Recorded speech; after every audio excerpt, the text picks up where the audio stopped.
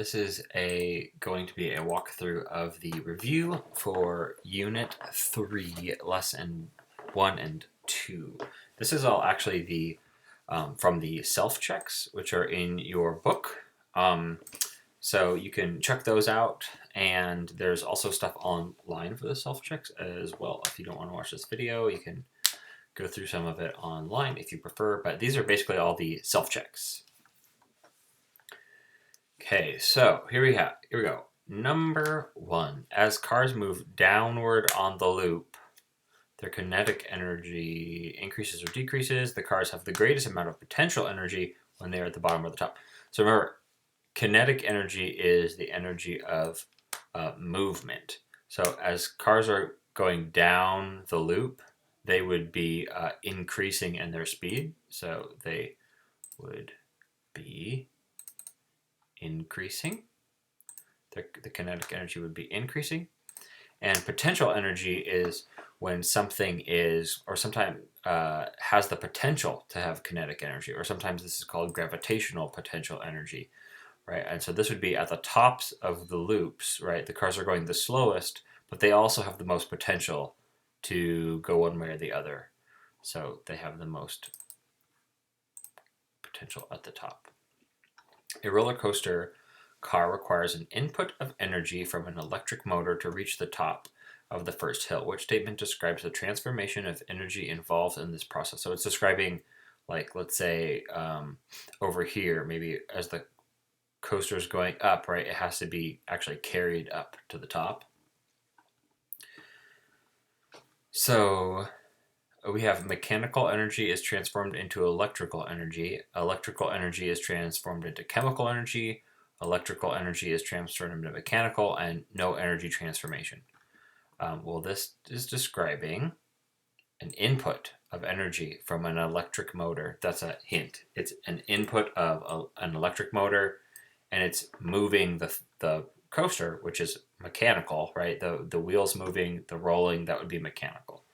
So it's obviously not this one because this is chemical energy, and it's not mechanical energy turning into electrical energy. It is the electrical energy in the motors being transformed into the mechanical energy of the roller coaster moving. Okay, each of the balls in the table collided with a stationary object of the same mass. Oh, this one is missing a picture, so I will add that.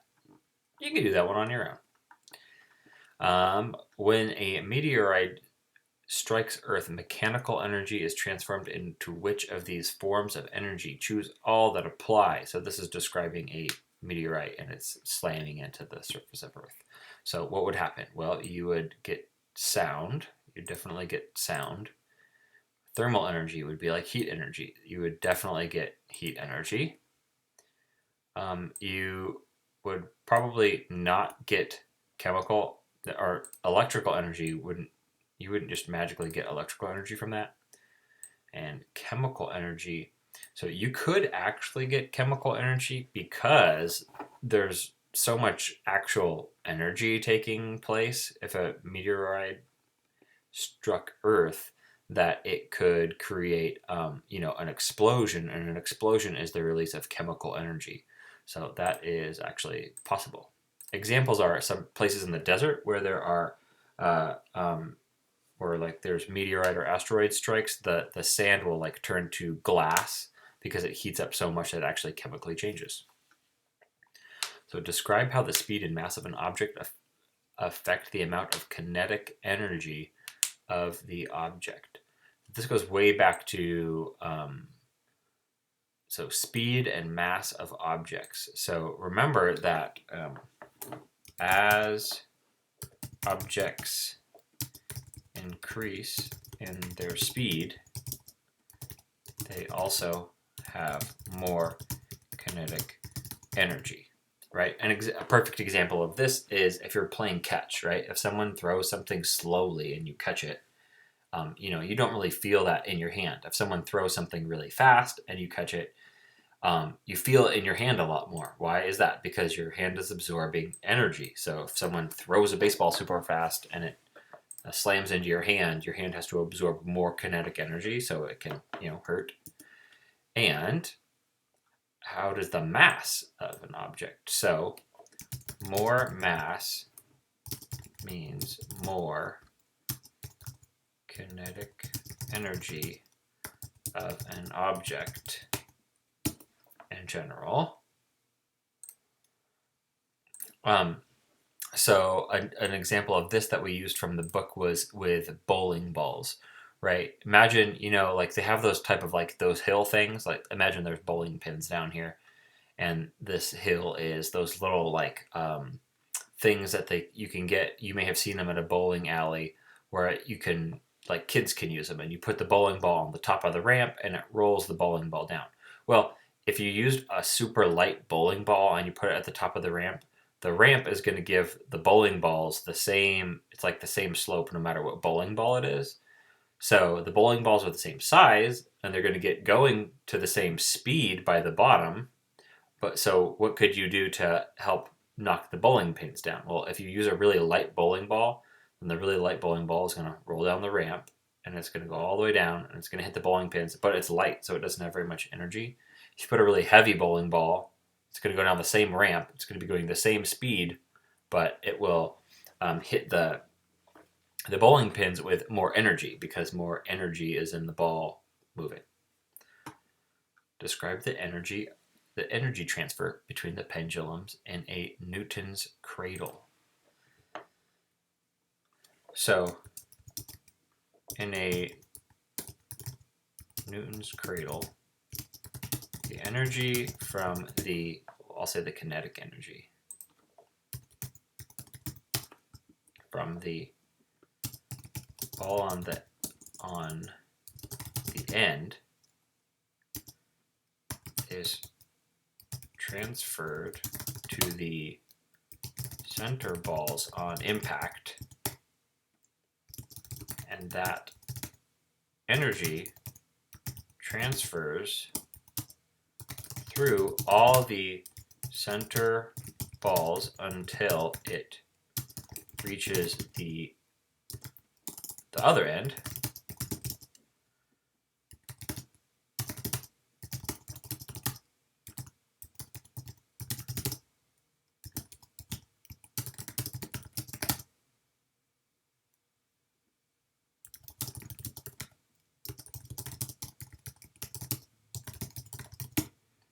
Sorry.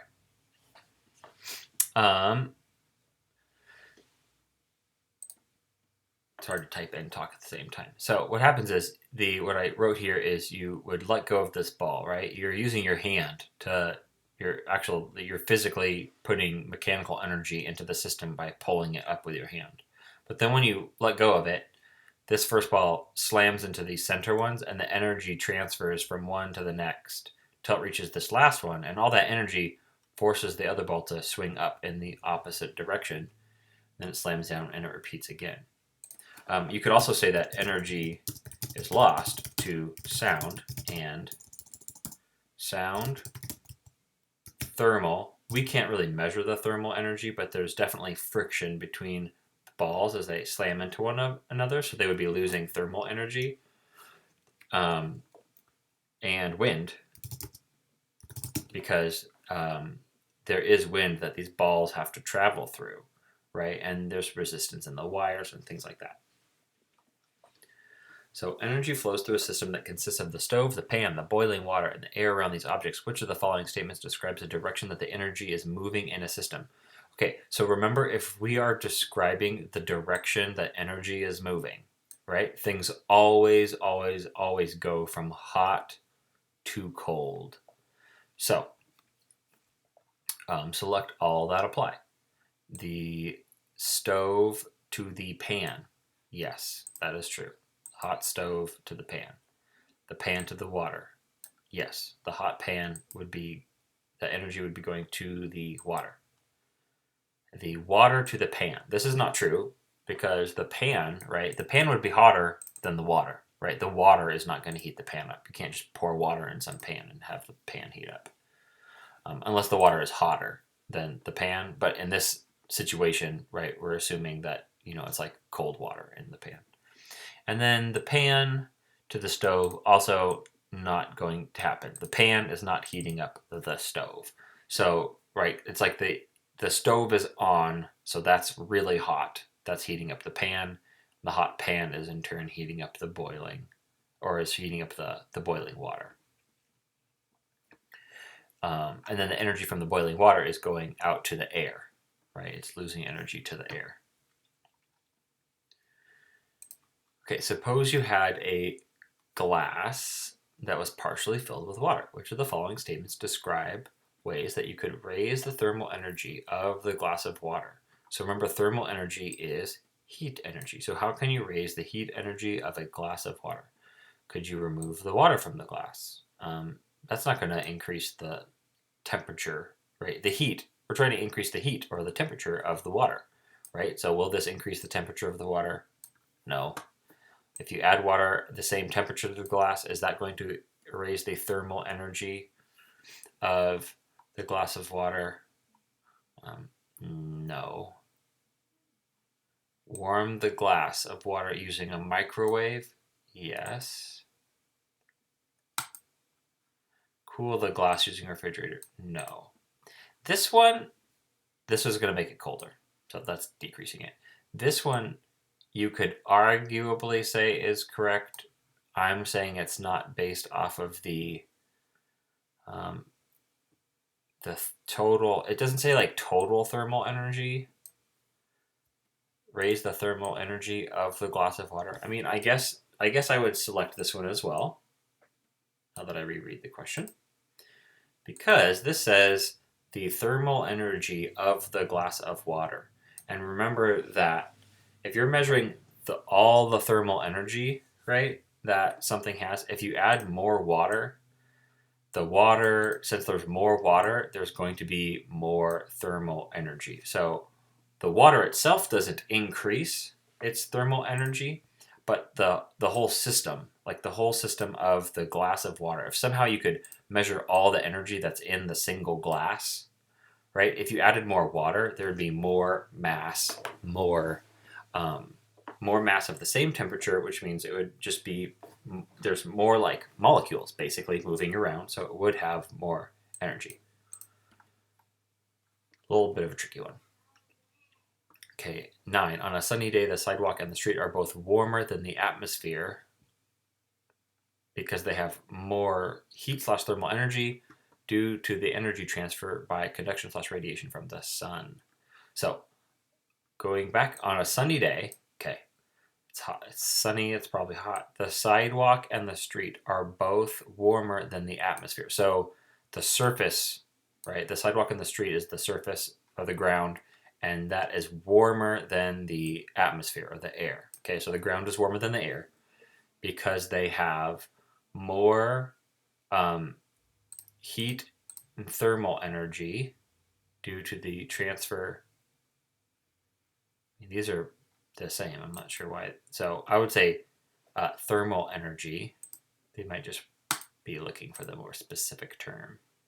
Thermal energy due to the energy transfer by conduction or radiation from the sun. So how did the sidewalk and the street get energy from the sun? It's not by conduction, right? Remember, conduction is touching.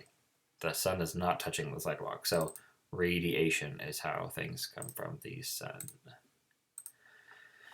And describe situations in which energy is transferred through conduction, convection, and radiation. And using this picture, I'll have that.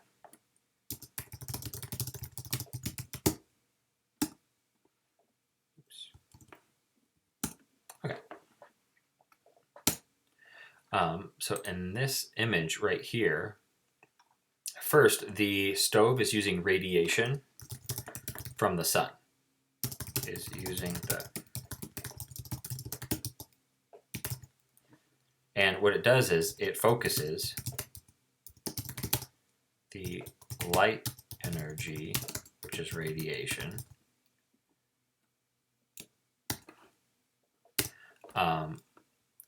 onto the plate of food.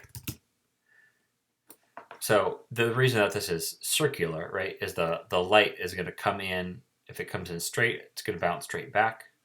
If the light comes in this direction, it's going to be deflected, right? So light from the edges is being deflected. So it's all kind of focusing it right here on the plate. So the plate heats up and cooks the food from conduction. And the convection is a little bit tricky, but convection, so the air around the whole solar oven would heat up from the radiation.